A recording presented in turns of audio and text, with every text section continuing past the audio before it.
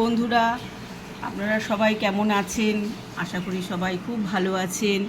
আজকে আমি আপনাদের জন্য একটি পছন্দের রেসিপি নিয়ে এসেছি। আজকে আমি বানাবো বেগুন বাহার।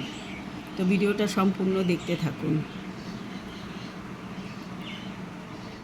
দেখতেই পাচ্ছেন এখানে একটা গোটা বেগুন 4 টুকরো করে রেখেছি বোটা সমেত।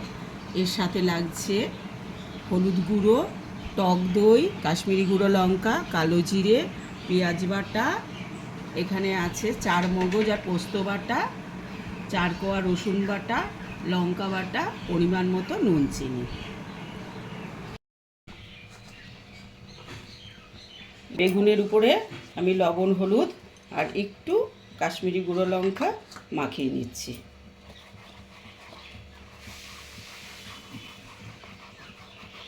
দেখতেই পাচ্ছেন আমি একটি প্যান গরম করে কিছুটা তেল গরম করে নিয়েছি। এবার আমি এই বেগুনগুলোকে হালকা করে ফ্রাই করে নেব।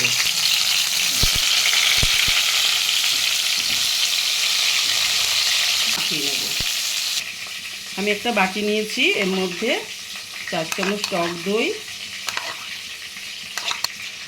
1 চামচ হলুদ গুঁড়ো, 1 চামচ কাশ্মীরি গুঁড়ো লঙ্কা, 1 চামচ পেঁয়াজ বাটা, একটা গোটা পেঁয়াজ আমি বেটে রেখেছি, 1 চামচ 4 মগজ আর পোস্ত বাটা, লঙ্কা বাটা যে যেরকম ঝাল খাবেন, আর 4 কোয়া রসুন বাটা।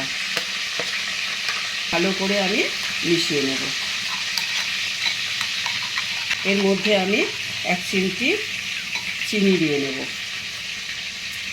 আর পরিমাণ মতো লবণ।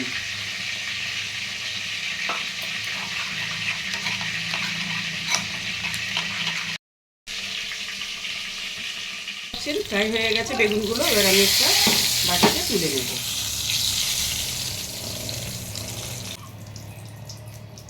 এবার এর মধ্যে আমি 1 চিমটি কালো জিরে দিয়ে এই মাখানো মশলাটা এর মধ্যে দিয়ে দেব।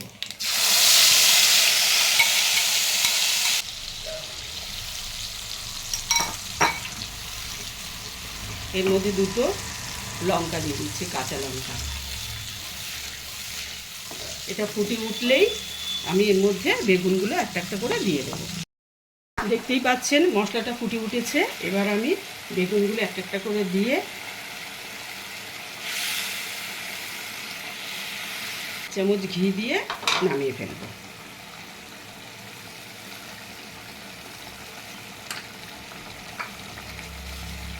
রেডি বেগুন বাহার।